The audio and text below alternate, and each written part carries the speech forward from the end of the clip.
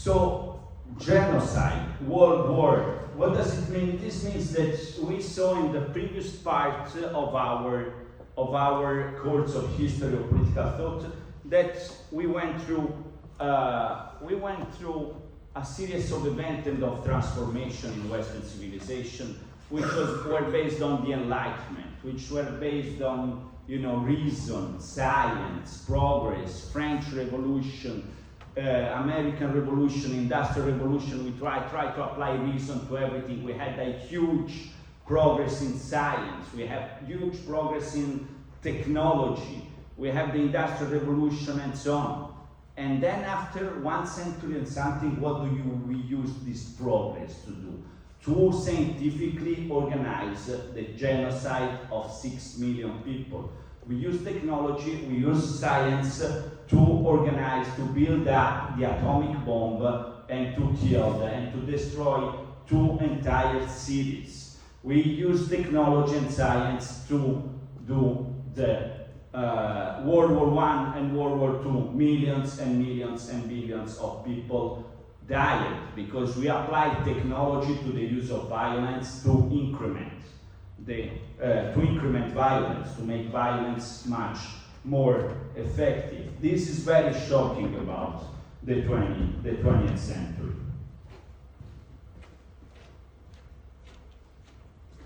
Yeah, because the point is that we can say, so we have this nation, Germany. They did late unification. Only at the end of the 19th century was late unified. Then they have a very strong progress. Welfare state, the development of the state, industrialization, very quick industrialization, and then what happened is that what they did is the mass extermination of an entire population. It was the application of all the scientific knowledge of the Germans. Germans is the cradle of modern philosophy. You have Hegel, you have Kant, you have Fichte. Is the cradle of the best music, Don Wagner. And then all this knowledge was used to do what? To develop extermination camps. So this come to make a question on what we said. We explored the development of Western ideas, the development of the modern state, the development of the idea of human rights, of civil rights, of political rights, and so on. And where are we gonna go with this? We go to World War II, we go to genocide. And then you can say, yeah, this is because Hitler was a very bad guy, very bad guy. And the Nazis were bad guys. So let's see, what did we do as Western people? What did we do?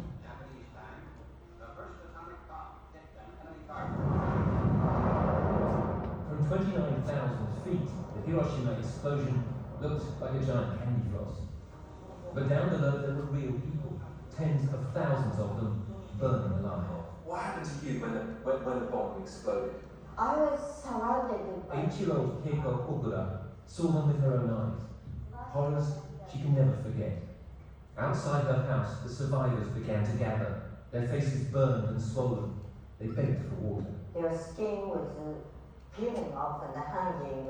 And at first, I saw some, and I thought, and they were holding something, or the rag or something, but that was really skin. Here's a building that was actually not sighted. US news reports at the time described only the physical damage to the city. No mention was made of the thousands dying from burns and radiation. This colour footage of victims taken in 1946 was classified until the 1980s. When later she went to the United States, Keiko found Americans knew little of the horrors that she'd witnessed.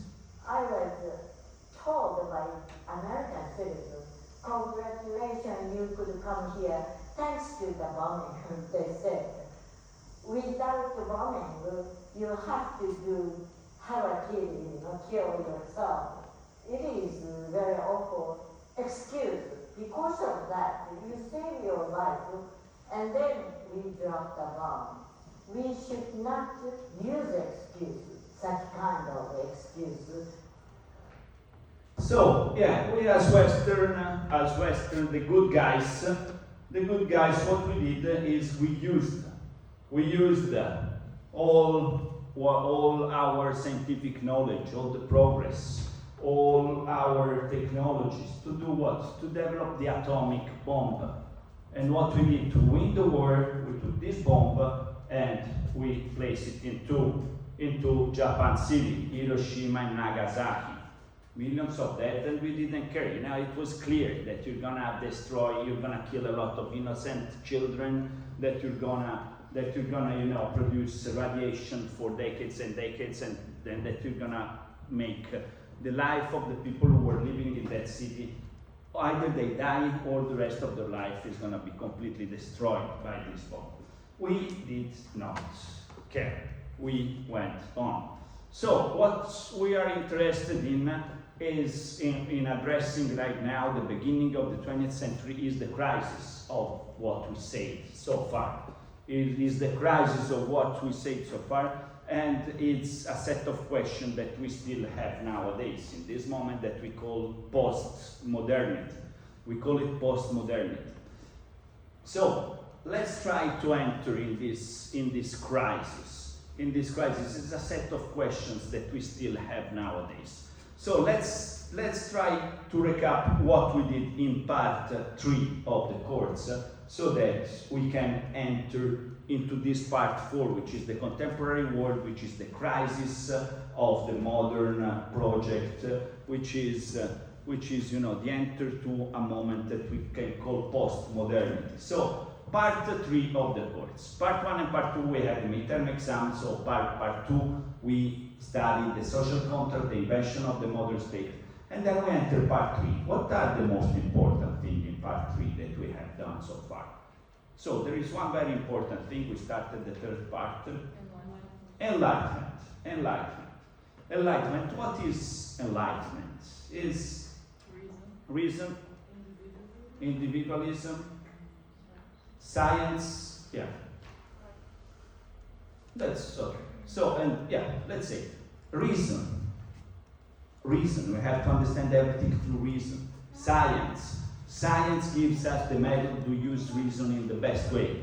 And individual rights. So, individual rights, we want to use the state to protect individual rights. Okay? On the basis of this, we have the French Revolution, the American Revolution, who make distinct institution, which is we want to respect individual rights, we want to build nice states, which are sovereign states, which gives the sovereignty to the people, and so we organize all this very nice thing, which is called the modern state, and the idea of progress.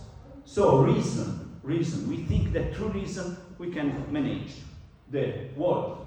But as we see, the point is that our beautiful modern state, our beautiful using of reason to protect individual rights, our beautiful progress as Western civilization, and our idea of popular sovereignty, where did it bring us? To elect Adolf Hitler a German chancellor.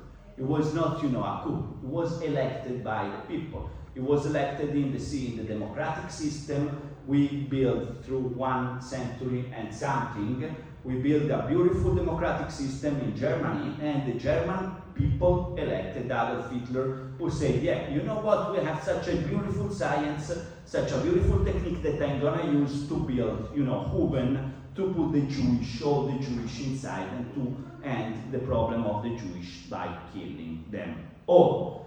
So, you know, we have this, we start to see a contradiction.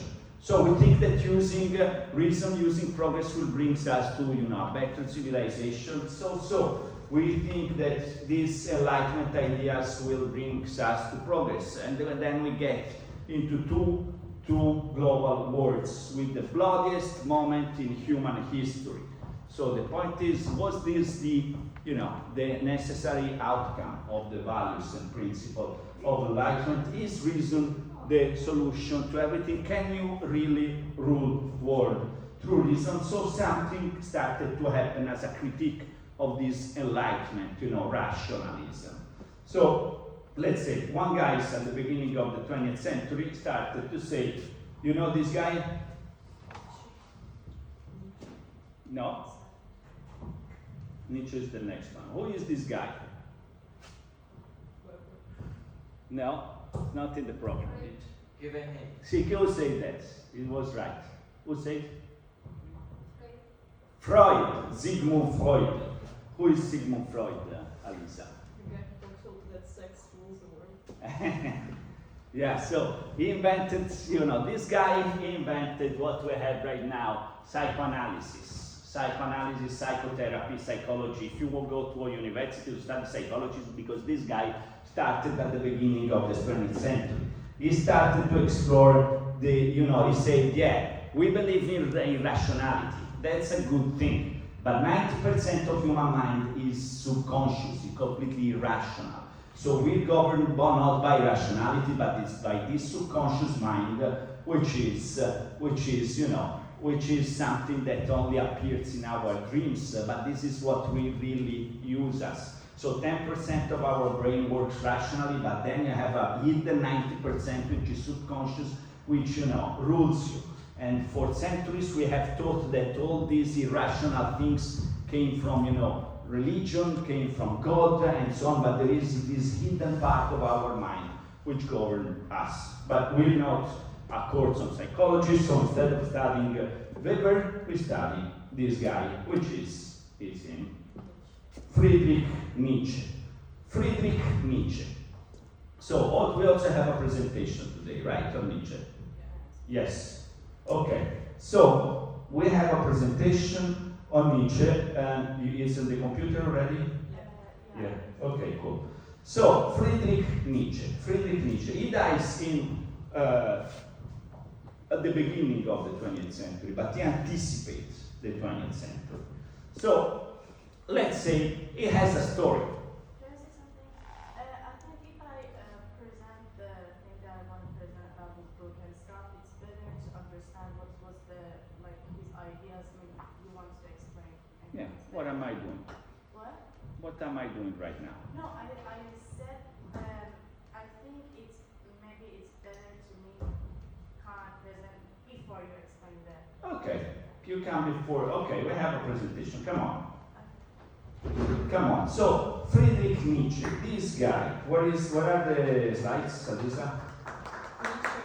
Already. Trusted. What? Dove sono? On the computer, there's Yeah, but where on the computer? Desktop?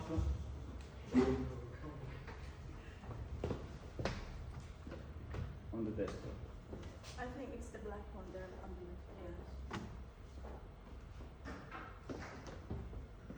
Okay, Nietzsche. Go on.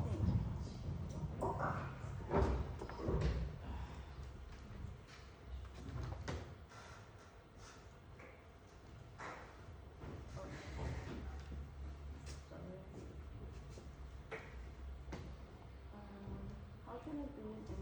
It's all Italian. I can't understand. I don't want to do it.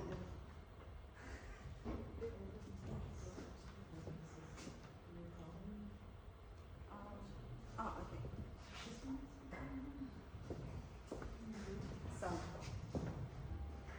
hey everyone, I'm Nadine, and today I want to talk about Friedrich Nietzsche, who is a German philosopher and poet, and he was living since 1844 till 1900. And he was especially intelligent, and he went to university at the age of 17, and by the age of 24 he had become a professor, and his ideas and critiques about democracy, socialism, liberalism, and even nationalism has significantly influenced political thoughts.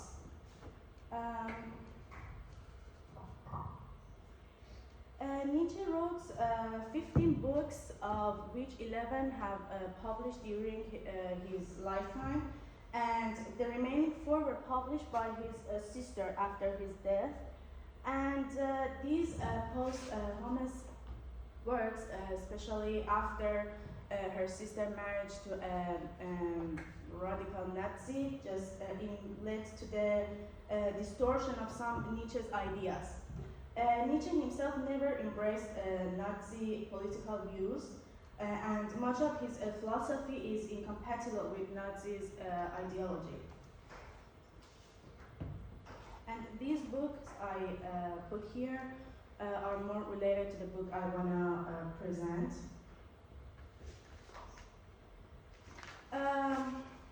First, Nietzsche, the book I want to present is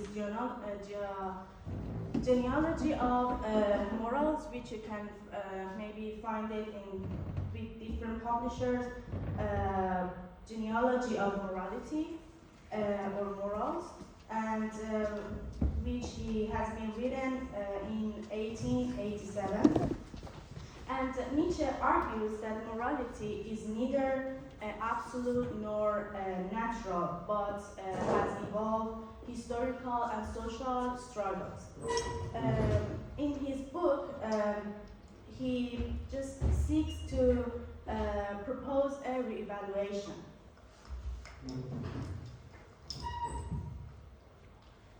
The book has three treatises, and first of them is Good and Evil, or Good and Bad.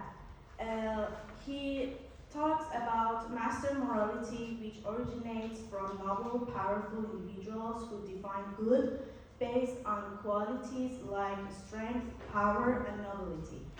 The bad is simply what is weak, low, or undistinguished. Slave morality emerges from the resentment of the oppressed, unable to express their will to power. They redefine good as a humility, kindness that define the weak. This morality turns against the strong and calls them evil. And at the first part, Nietzsche argues that Christianity is a product of slave morality because it glorifies suffering, meekness, and self-denial, which serve the weak at the expense of the strong. On the second part, he argues that in primitive societies, justice was about repaying harm with punishment, like a form of debt repayment. Religion ideas, especially in Christianity, intensified this guilt, making people feel eternally indebted to God. Like in pre-civilized times, people expressed their aggressive instincts freely. However, as societies developed, those instincts had to suppress, and this repression led to the formation of bad conscience or feeling of guilt. At the third part, we can see that what do ascetic ideals mean? Like, he argues that asceticism is a coping mechanism for people who lack the power to create their own values. Priests use asceticism to control others by making suffering seem meaningful. Scientists and philosophers, even secular ones, inherit ascetic ideals by valuing objectively and truth over life-affirming instinct. Artists and thinkers turn to suffering for inspiration, reinforcement, the idea that pain is noble. And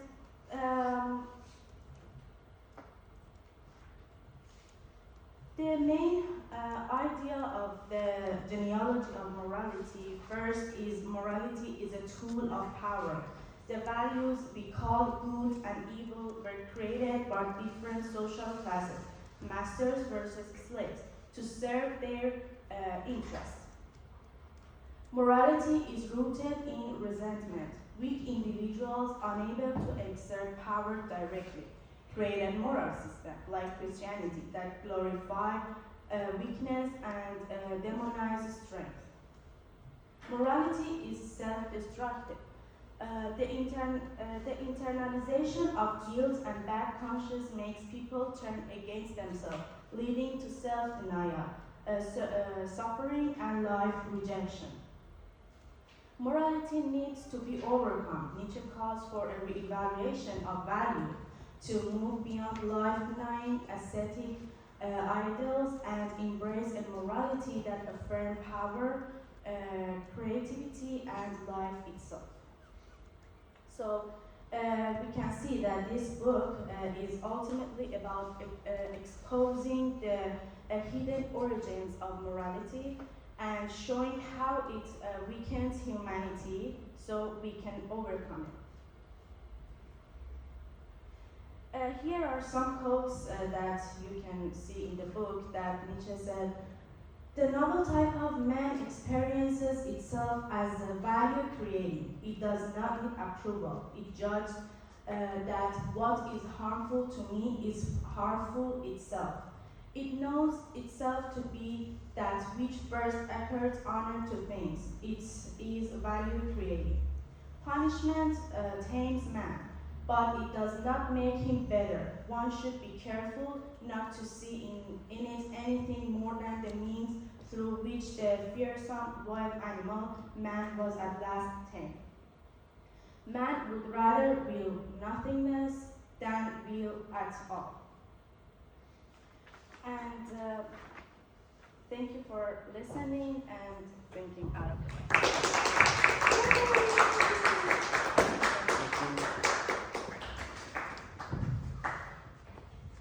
So I didn't get why this should go before the presentation of Nietzsche, sorry. I thought because we have a little detail about the Nietzsche and the book, while you're explaining the Nietzsche ideas and how the ideas come from, can make us just connect the thing that we know about the book and why he just wrote this book. Yeah, but right now I'm gonna explain why he wrote this book, so it made sense the other way around. Yeah, okay, Sorry. I'm sorry. Okay, no problem. Thanks. Okay, so let's try to understand why Nietzsche wrote these things. Let's try to understand this point. Why Nietzsche wrote these things? So Nietzsche is a very important philosopher. It's one of my favorites. Let's say my two favorites are Marx and Nietzsche. So since Lynn has told me I never say what I like Nietzsche, and also I like Marx. So Marx is founding father of socialism. Nietzsche is founding father of which kind of philosophies? Do you have an idea about which kind of philosophy he is the founding father of? Nihilism. Nihilism. Yeah. And also, nihilism, he has two. Let's say politically is the founding father of nihilism. Philosophically is the founding father of a current which we call existentialism. Existentialism. So Nietzsche, Friedrich Nietzsche. Friedrich Nietzsche, he was born in this small city. It was not yet Germany, it was Prussia still. So he studied philosophy, liked philosophy a lot, he was very cultivated and blah, blah, blah, blah, blah. And he was the son of a Protestant pastor, So he was a happy guy, liked the situation in the countryside. He loved his father, who was a Protestant pastor, and so on. So what happened to Nietzsche is that, he is not seeing. Okay. What happened to Nietzsche is that, so he grew up, he was having a nice life, he liked it. Then his father got brain cancer and died in excruciating sufferances. So he started to be pretty angry at God. Say, God, yeah, you did it very bad to this. So this was very traumatic experience for him. So he started to work at the university, but he was too smart to work at university, didn't feel well, and also he started to have health problems. He had migraine, headaches, he was weak, and so on. So he left the university. He started to, he also came to Messina for a short while. From 31st March until 20 April of 1882, he's in Messina. He came to Messina. Why he came to Messina? Because he thought, yeah, Messina in Sicily is gonna be good weather. I'm gonna go better. I'm gonna be better. Then he came here. It was super windy, as you see, and weather is shitty sometimes. So he stayed only a few days. So this was his life, and the last 10 days of his life he spent in a psychiatric hospital because he went insane. He got insane. Somehow this insanity, as we were gonna see, is a consequence of the way he was trying to think, of the idea he was trying to develop. So after he died, as you said, after he died, his sister took his works and used it somehow as a foundation for Nazism. He took this reputation because also Hitler said all my things are built on Nietzsche ideas. So Hitler took him as a founder, intellectual father of Nazism. He took it. Actually, as we will see, it has nothing to do with Nazism. And all the 20th century philosophy recognized this, and instead it became the foundation of other philosophical currents that are still very important. First of all, as I said, is existentialism. Also, postmodernism also starts with Nietzsche. He's the first postmodern philosopher. So they thought, yeah, it's a Nazi ideology, but then if you read these ideas are completely different. As we will see, I think he could be somehow considered a founding father of LGBTQ discourses for the nature of his ideas. So let's see why. So yeah, these are these three more important things, but there is one sentence by Nietzsche who makes it the founding father of postmodernity, who makes it so famous. So what he wrote is, God is death. God is death. He wrote this idea. Look, guys, God is death. It's, he writes through aphorism, and so he gets, there is this guy at the market is a crazy person who say, hey, God is dead. And everybody say, who killed God? We killed God. Us. We killed God. How did we kill God according to Nietzsche? Because we said we want to get rid of the domination of religion. We want to get rid from the domination of the church. So we have all these centuries in which we try to get out from the Middle Ages, in which we try to get out from from the domination of the Catholic Church. So we replace reason and we say we don't want to understand anymore the world through God. We want to understand it through reason. So why God is dead? God is dead because we replaced it with reason. Like for example, when there was, we always had pandemics in the history of humanity. So in the Middle Ages, when you had a pandemic, you go to church and you pray because you think that this pandemic comes from God, because God had decided to punish you or to put you to proof by sending you an epidemic. So you go there and you do this religious procession and you go in church and you pray and blah, blah, blah. Right now, when you have COVID-19, what did you do? You go to science. We do what the medicine says and blah, blah, blah. And we believe in what medical science says, like we believe in religion. You say, yeah, the doctor say this, so I believe it. Because he's a scientist, so I believe it in principle. So Nietzsche is start a critique to enlightenment, start a critique to the enlightenment principles, to the enlightenment value.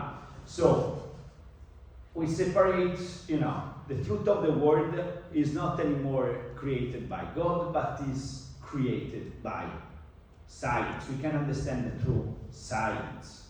Okay? So the defining claim of enlightenment is rationalism. We substitute God with reason. We substitute God with the principle of empirical evidence, with experiments. So this is how we will kill God. Instead of saying the truth of this world is understandable through God, through religion, we say it's understandable through reason, empirical evidence, science, and so on. Okay? So to understand the phenomenon, we don't look anymore at the divine voice of God. We look at science. We look at this science, and in fact, this is so cool. So truth. We think now that truth comes from reason. Truth comes from science. Okay. So not anymore metaphysical anymore. We have to look at the realities only here. We don't have any more metaphysical word. We don't have any more mysticism. So this is what comes. This is the way we killed God. We killed God because we stopped believing in God, and we replaced it in the faith, in science, reason, and progress. So the principles of enlightenment substitute and replace God. But for Nietzsche, this brings us to nihilism.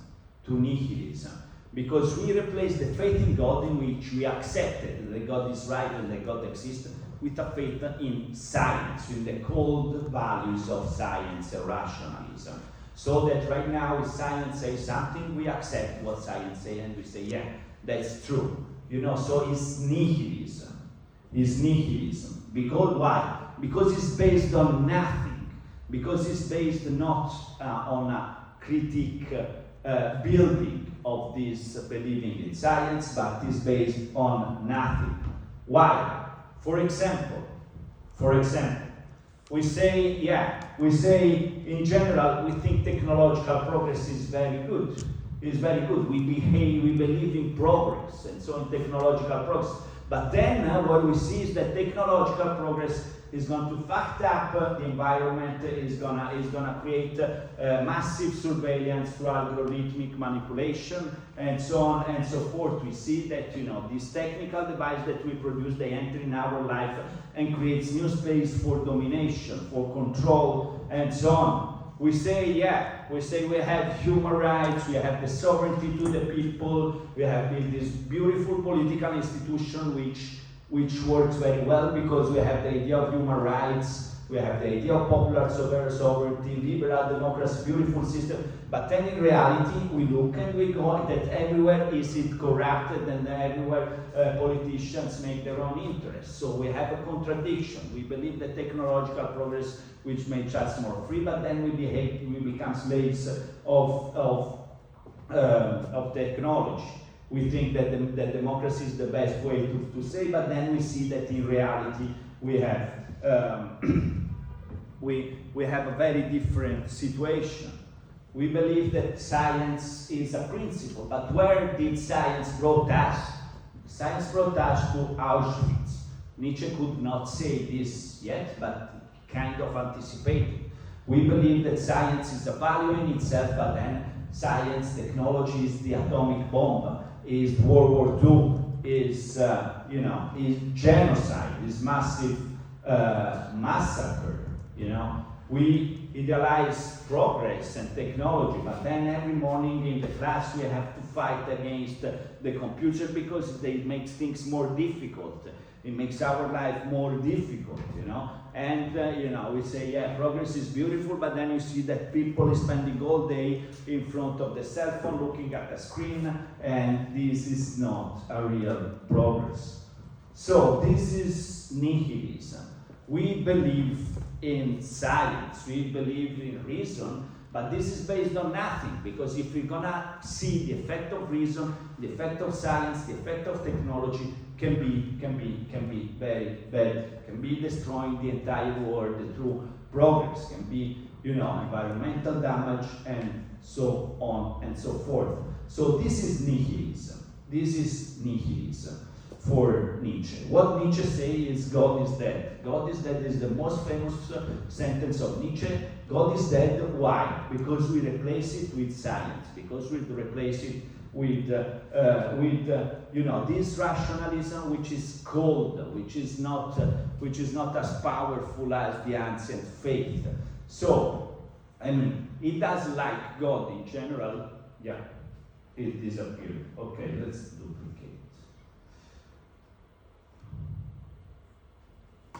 Yeah, we believe in science, but every time nothing works, you know. At least before you can say, yeah, probably God doesn't want to do it. But here you're just a slave of a projector, which never works. So this is Nietzsche. This is Nietzsche. Let's see a couple of. Sorry, can you explain something? Go back to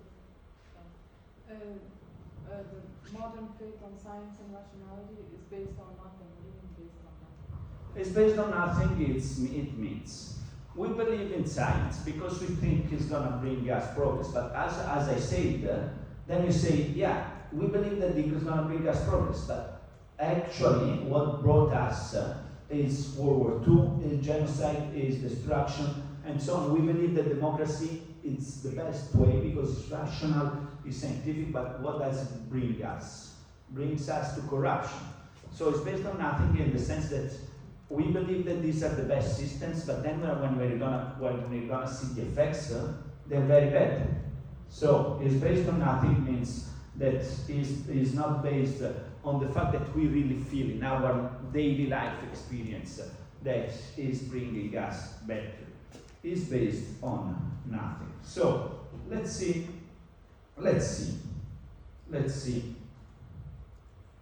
something about Nietzsche. In 1934, a photograph was taken here which epitomised the extraordinary influence of one of the most provocative and uncompromising thinkers of the 19th century. It's an image of Adolf Hitler standing next to the bust of Nietzsche here in Weimar, where the philosopher lived. With chilling eloquence, this tells us what many Nazis believed, that Nietzsche was the brilliant mind, the inspiration behind the terrifying ideologies of the Third Reich. Yet if Nietzsche had been alive to see it, he would have been appalled. His philosophies were being distorted by a regime that stood for so much that he'd have loathed. Nietzsche was one of the most dangerous minds of the 19th century. Nietzsche thinks we have blood on our hands because we haven't just killed God, we've killed that which gave our lives meaning. Nietzsche lived in a century in which Europe was witnessing unprecedented change, where the authority of Christianity was being challenged.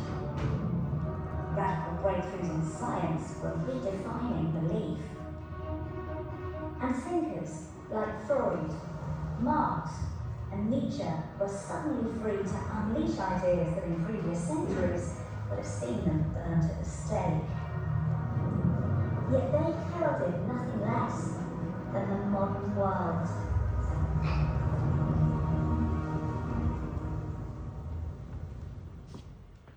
Okay, so now let's go on with this documentary. Let's go on. In 1882, one of the greatest minds of the 19th century predicted a crisis, one that he believed would be without equal on Earth.